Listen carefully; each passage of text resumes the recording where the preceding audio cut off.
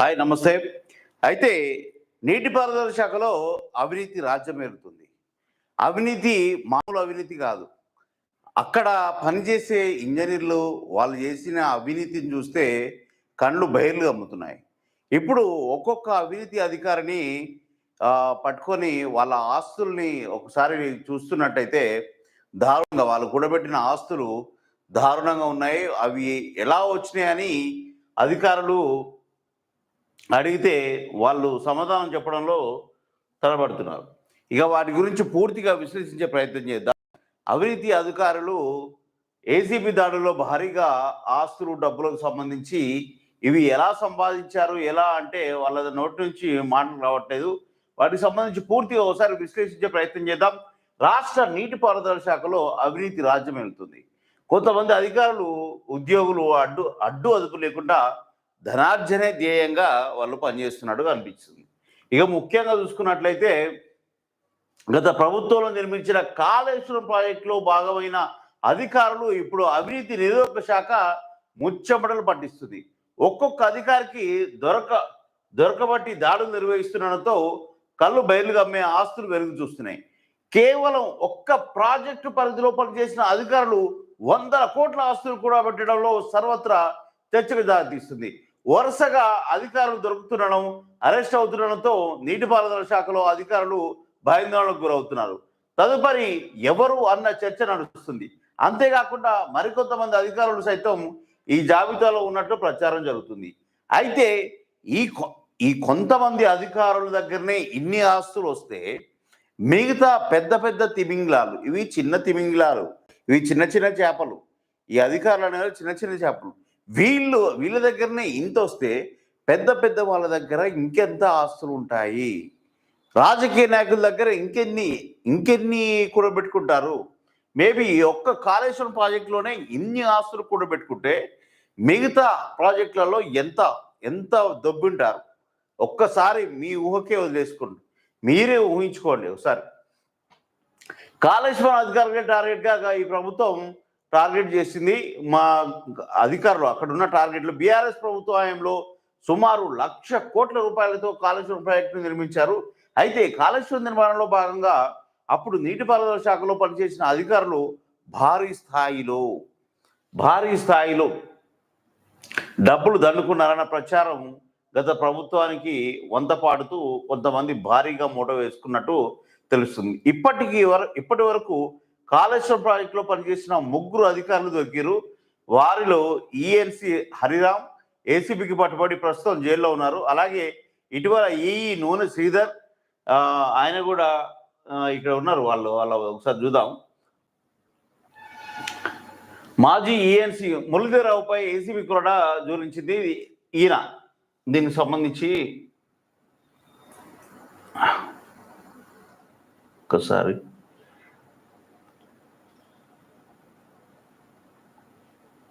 Yes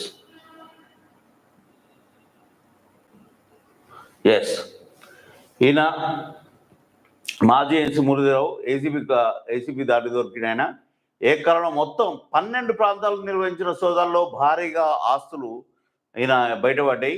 ముఖ్యంగా బంజారాహిల్స్లోని ఒక plot, యూసఫ్గూడ్లోని మరొక ప్లాటు, బేగంపేటలో మరొక ప్లాటు, కోకాపేటలో ఇంకో ప్లాటు, కరీంనగర్లో ఇంకో వాణిజ్య భవనం, హైదరాబాద్లో ఒక వాణిజ్య భవనం, కోదాడలో ఒక అపార్ట్మెంటు, జహీరాబాద్లో 2 kV సౌర విద్యుత్ ప్రాజెక్టు, వరంగల్లో నిర్మాణంలో ఉన్న మరొక ప్రాజెక్ట్ అపార్ట్మెంటు, 11 ఎకరాల వ్యవసాయ భూమి, హైదరాబాద్లోని 4 నివాస ప్రైమ్ ఓపెన్ ప్లాట్లు, మెగిలాలో 6,500 గజాల స్థలం, మెర్సిడెన్స్ బెంజ్ కారుతో సహా 3 కార్లు, బంగారు ఆభరణాలు, బ్యాంకు డిపాజిట్లు, అయ్యగారు ఆస్తులు. ఈ అయ్యగారు ఆస్తులు ఈయన సంపాదించుకోండి. ఈ పెద్ద మనిషి ఈయన మురళీధరరావు. ఇక ఈయన కింద ఆయన ఇంకో ఆయన కాళేశ్వరం ఈఎన్సి హరిరామ్కు గజ్వేల్లో 100 ఎకరాల భూమి. ఇక చూసుకోండి ఈయన ఆస్తి. ఈ పెద్ద మనిషి ఆస్తి ఒకసారి హరిరామ్కు సంబంధించి 100 ఎకరాల ఆస్తి, 100 ఎకరాల భూమి. షేక్పేట్లో విల్లా, కొండాపూర్లో విల్లా, శ్రీనగర్లో ప్లాటు, మాదాపూర్లో ప్లాటు, నార్సింగ్లో ప్లాటు, అమరావతిలో కమర్షియల్ ప్లాటు, మర్కుక్ మండలంలో 28 ఎకరాల వ్యవసాయ భూమి, ఇక్కడ మళ్ళీ 28 ఎకరాలు, ఇక్కడ 100, ఇక్కడ 28, 125 ఎకరాలు. పటాన్చెరులో 200 గుంటలు, 20 గుంటలు. హైదరాబాద్లో శ్రీనార్ కాలనీలో 2 ఇండిపెండెంట్ ఇల్లు. బొమ్మల రామారంలో 6 ఎకరాల్లో మామిడి తోట, ఇంకో ఇక్కడ 6 ఎకరాల మామిడి తోట. ఇక ఒక ఫామ్ హౌస్ కొత్తగూడెం కుతుబుల్లాపూర్లో ఓపెన్ ప్లాటు, మిర్యాలగూడలో ఓపెన్ ప్లాటు, డిఎండబ్ల్యూ కారుతో సహా ద్విచక్ర వాహనాలు, బంగారు ఆభరణాలు, బ్యాంక్ డిపాజిట్లు ఉన్నాయి. ఇక ఆంధ్రప్రదేశ్ రాజధాని అమరావతిలో వాణిజ్య కేంద్రంలో కూడా ఉన్నట్టున్నాయి. ఇక ఈయన ఈఎన్సీగా ఉన్న సమయంలో కాళేశ్వరానికి సంబంధించి ఇక మామూలు లేదు, ఈయనది 48,665 కోట్ల పనులు జరిగాయట ఈయన టైంలో. గత ఏప్రిల్లో హరిరాము ఇల్లుతో సహా 14 చోట్ల ఏసీబీ దాడులు నిర్వహించింది దీనికి సంబంధించి. ఇక ఇంకో వ్యక్తి, ఈ పెద్ద మనిషి ఇంజనీర్ల సంఘం అధ్యక్షుడిగా కొనసాగుతున్న ఈ నూనె శ్రీధర్ ఆదాయానికి మించి ఆస్తుల కేసులో అరెస్ట్ అయ్యింది. ఈయన 13 చోట్ల నిర్వహించిన ఏసీబీ సోదాలో కోట్ల విలువ చేసే ఆస్తుల్ని గుర్తించారు. కాళేశ్వరం ప్రాజెక్టు సంబంధించి 6, 7, 8 ప్యాకేజీ పనుల్లో విధులు నిర్వహించారు శ్రీధర్ గారు. అమీర్పేటలో వాణిజ్య స్థలం, తెల్లాపూర్లో విల్లా, షేక్పేటలో ప్లాటు, కరీంనగర్లో 3 ప్లాటు, హైదరాబాద్లో ఇండిపెండెంట్ హౌజు, వరంగల్లో ఇండిపెండెంట్ హౌజు, కరీంనగర్లో ఇండిపెండెంట్ హౌజు, 16 ఎకరాల వ్యవసాయ భూమి. హైదరాబాద్, వరంగల్, కరీంనగర్లో 19 రెసిడెన్షియల్ ఓపెన్ ప్లాట్లు, 2 కార్లతో సహా భారీ నగదు ఆభరణాలు దొరికినాయంట ఈ పెద్ద మనిషి కాడ. ఈ పెద్ద మనుషులు కాళేశ్వరం సంబంధించి నీటిపారుదల శాఖలో చేసిన అవినీతి ఈ విధంగా ఉంది. అంటే వీళ్ళు ఇది ఒక్క ప్రాజెక్టులోనే చేసి సంపాదించిరా, ఎట్లా సంపాదించిరా అనేది పోలీసులు ఇంకా బయట పెడతారు. ఇవి వీళ్ళకి సంబంధించి ఇలా టార్గెట్గా చేసుకుంటే ఇంత దొరికింది. అయితే ఈ పిక్చర్ చూస్తే ఇది కాళేశ్వరం సంబంధించి కుంగిపోయింది, అది పగులు వచ్చినాయి. ఇక దాని గురించి పూర్తి డీటెయిల్స్ ఒకసారి పూర్తి చూద్దాం. వీళ్ళిద్దరి నూనె శ్రీధర్ సంబంధించి ఏసీబీ అధికారులు చిక్కారు. వీళ్ళిద్దరిలో అక్రమాస్తులు సుమారు 350 కోట్లకు పైగా ఉన్నట్లు ఏసీబీ అధికారులు తెచ్చారు. వీరితో పాటు తాజాగా మంగళవారం రిటైర్ ఈఎన్సీ మురళీధర్ సైతం ఏసీబీకి దొరికారు. ఆయన సైతం ఆస్తులు 100 కోట్లు ఉన్నాయి. కాళేశ్వరం ఇప్పుడు చదివినే టెండర్ల అప్పగిత నుంచి ప్రాజెక్టు ప్రారంభించే వరకు అడుగడుగున అవినీతి జరిగిందన్న ఆరోపణలు, ముఖ్యంగా కాంగ్రెస్ సంస్థలకు అనుకూలంగా వ్యవహరించేందుకు, కాంట్రాక్ట్ సంస్థలకు అనుకూలంగా వ్యవహరించేందుకు కింది స్థాయి అధికారులు మొదలు రాజకీయ నాయకుల వరకు భారీగా కమిషన్లు ఉంటున్నట్టు ఆరోపణలు ఉన్నాయి. ముఖ్యంగా ప్రాజెక్టులో 3 బ్యారేజీలు, పంప్ హౌజులు, మిగతా ప్యాకేజ్ పనుల్లో భారీగా అవకతవకలు జరిగాయని ప్రచారం జరిగిందని తెలుస్తుంది. ఇక ముఖ్యంగా ఇది వీళ్ళకి సంబంధించి అయితే ఈ లిస్టులో మరికొందరు అధికారులు ఉన్నట్టు తెలుస్తుంది. అవి ముందు మనకు వచ్చే అవకాశాలు ఉన్నాయి. ఇక కాళేశ్వరం ప్రాజెక్టులో భాగస్వామైన 3 అధికారులు ఇప్పటి వరకు ఏసీబీ అక్రమాస్తుల్లో పట్టుబడింది. ఈ 3 కాకుండా కాళేశ్వరం ప్రాజెక్టులో భాగమైన ఇతర అధికారులు కూడా అవినీతిలో వాటా ఉందన్న ఆరోపణలు వెలువెత్తి ఒక్కొక్కరుగా ఏసీబీ చేతికి చిక్కుతుండటంతో కాళేశ్వరం ప్రాజెక్టు నిర్మాణంలో పనిచేసిన ఇంకొందరు కీలక ఇంజనీర్లకు భయం పుట్టుకొచ్చింది. వాళ్ళకి ముఖ్యంగా తమను ఎక్కడ పట్టుకుంటారో భయాందోళనతో ఉన్నారు. అయితే ఏసీబీ జాబితాలో మరికొందరు కీలక అధికారులు ఉన్నట్టు కూడా సమాచారం. వారిలో మాజీ ఈఎన్సీ నల్లా వెంకటేశ్వర్లు, అనిల్ కుమార్ ఉన్నట్టు తెలిసింది. వీరితో పాటు మరికొందరు అధికారులు సైతం ఈ లిస్టులో ఉన్నారని సమాచారం. మరికొద్ది రోజుల్లో వారి ఇళ్లలోనూ సోదాలు జరిపే అవకాశాలు ఉన్నట్టు కూడా మనకు క్లియర్గా తెలుస్తుంది. ఇక మేడిగడ్డ కుంగుబాటుతో వెలుగులోకి వచ్చినది ఇదంతా. సుమారు 1,00,000 కోట్ల రూపాయలతో కాళేశ్వరం ప్రాజెక్టు నిర్మాణం చేపట్టారు. అయితే గత అసెంబ్లీ ఎన్నికలకు ముందు మేడిగడ్డ బ్యారేజీకి సంబంధించి 2 పిల్లర్లు కుంగుబాటుకు గురయ్యాయి. దీంతో ప్రాజెక్టులో జరిగిన అవినీతి అధికారులు కక్కుర్తి వెలుగులోకి వచ్చింది. రాష్ట్రంలో అధికారంలోకి వచ్చిన కాంగ్రెస్ ప్రభుత్వం ఈ విషయాన్ని సీరియస్గా తీసుకుంది. దీంతో వెంటనే కమిషన్ ఏర్పాటు చేసింది. కాళేశ్వరం భాగస్వాములైన ఒక్కొక్క అధికారిని పిలిచి ఎంక్వైరీ చేయించింది. ఫలితంగా ఒక్కొక్కరి లెక్కలు బయటపడ్డాయి. మరోవైపు రంగంలో దిగిన విజిలెన్స్ డిపార్ట్మెంట్ కూడా అధికారుల అవినీతిని తేల్చింది. కాంట్రాక్టర్లతో కుమ్మక్కయ్యారంటూ వెల్లడించింది. ఈ నేపథ్యంలో 17 మంది అధికారులకు పైగా క్రిమినల్ చర్యలకు సిఫార్సు చేసింది. వారిలో కొందరు అక్రమంగా 100 కోట్ల ఆస్తులు కూడబెట్టినట్టు ఇప్పుడు కటకటాల పాలవుతున్నట్టు కూడా మనకు తెలుస్తుంది. దీనికి సంబంధించి అయితే ఇక్కడ ఈ కాళేశ్వరం సంబంధించి ఈ ఒక్క దాంట్లోనే ఇన్ని జరిగితే ఇంకా ఇంకెన్ని చేసి ఉంటారు?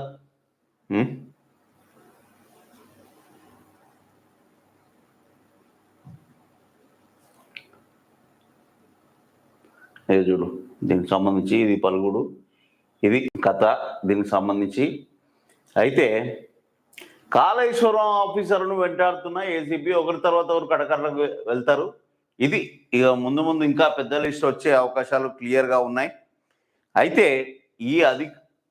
ఈ అవినీతి అధికారులు ఇలా ఉంటే, వీళ్ళే ఇట్లుంటే, ఇంకా ఇలా కన్నా పైన ఉన్న కాంట్రాక్టర్ల పైన ఉన్న రాజకీయ నాయకులు ఇంకా ఎంత తినుంటారు? వీళ్ళకే ఎన్ని ఆస్తులు కూడబెట్టిరంటే,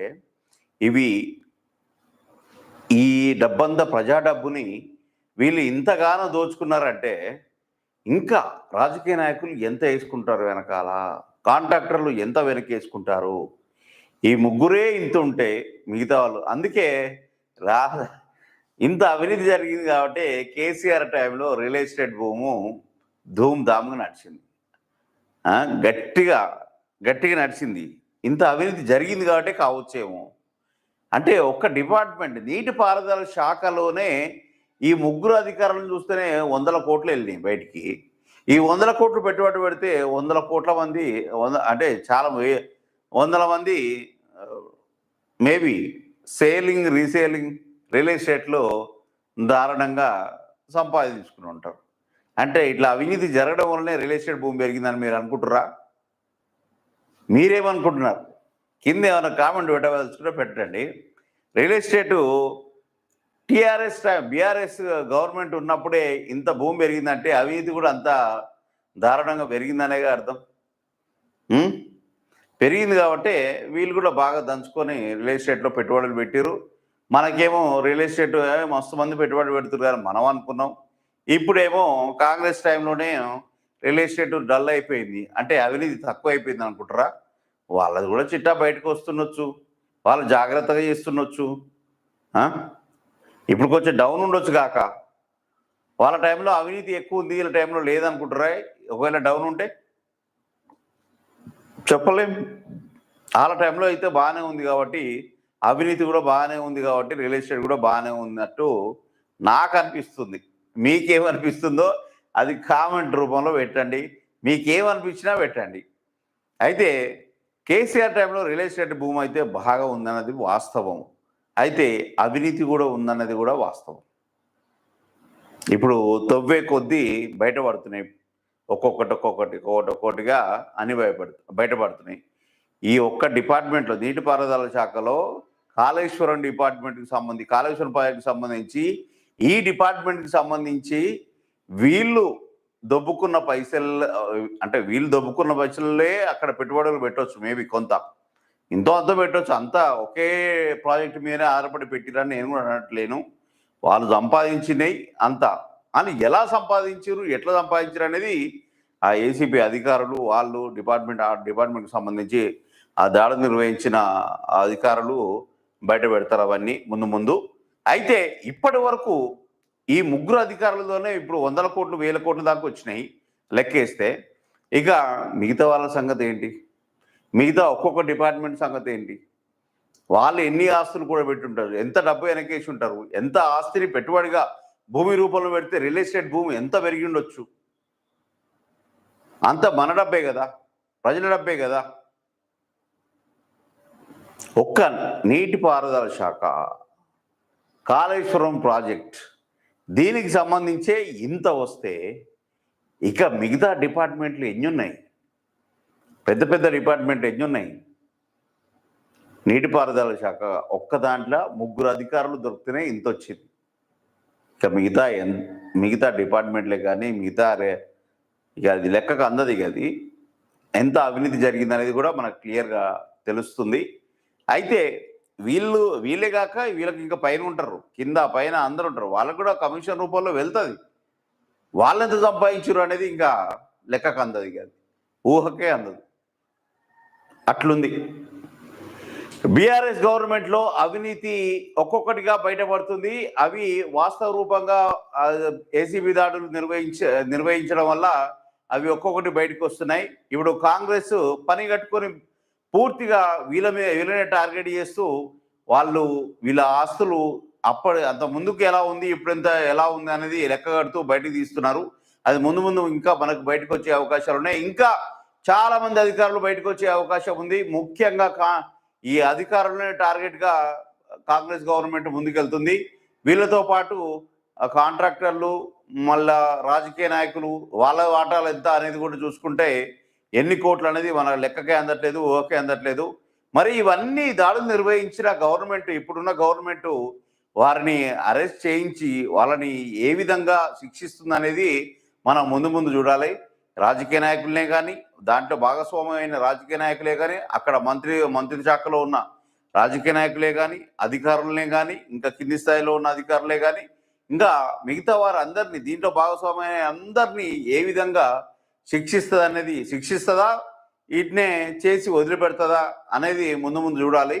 అయితే టోటల్గా చూసుకున్నట్లయితే కాంగ్రెస్ పరిగట్టుకొని చేస్తుంది. ఎందుకంటే కక్ష సాధింపులో భాగంగానే చేస్తుందని అనుకోవాలా, లేక అవినీతిని బయటపెట్టి తమ గవర్నమెంట్ సత్తా ఏంటో చూపించాలని అనుకుంటుందా అనేది మనం వెయిట్ అండ్ సీ చూడాలి. అది సక్రమంగా చేస్తుందా, మళ్ళీ తర్వాతకి వాళ్ళు కూడా మేము దొందే అని ఓరుకోరు సర్ది దులిపేసుకుంటారా అనేది వేచి చూడాలి. ఇవి దీనికి సంబంధించి, కాళేశ్వరం సంబంధించి, అవినీతి అధికారుల చిట్టాకు సంబంధించి ఈ టాపిక్, ఈ సబ్జెక్టు. అయితే దీన్ని ఇంకా దాడులు కొనసాగించి ఎంతమంది దగ్గర ఎంత ఉంది అనేది బయటికి తీసి వాళ్ళు అరెస్ట్ చేసి వాళ్ళు శిక్షలు వేయిస్తే గవర్నమెంట్కి, ఇప్పుడున్న గవర్నమెంట్కి చాలా ప్లస్ అవుతుంది. ఆ గవర్నమెంట్కి కూడా మంచి పేరు వస్తుంది. అయితే ఇప్పుడున్న గవర్నమెంట్ చేసే అవినీతి కూడా ఫ్యూచర్లో బయటికి రావచ్చు. వీళ్ళు కూడా జాగ్రత్తగా ఉంటే బాగుంటుంది. ఇప్పుడున్న అధికారులే కానీ, ఇప్పుడున్న గవర్నమెంట్లో పనిచేసే ప్రతి ఒక్కరు, ఎవరైనా మంత్రులే కావచ్చు, అధికారులే కావచ్చు, ఎవరైనా రేపు మీకు ఈ గతి రాకుండా చూసుకోండి. ఇప్పుడు పాత గవర్నమెంట్కి శిక్షించండి, న్యాయం చేయండి. దానికి సంబంధించిన అన్నీ బయట పెట్టి ఈ గవర్నమెంట్ శబాష్ అనిపించుకుంటే ప్రజలు కూడా మీకు ఓటేసి మళ్ళీ గెలిపించే అవకాశాలు స్పష్టంగా ఉంటాయి. ఇది ఈ సబ్జెక్టుకి సంబంధించి ఇప్పటి హాట్ టాపిక్.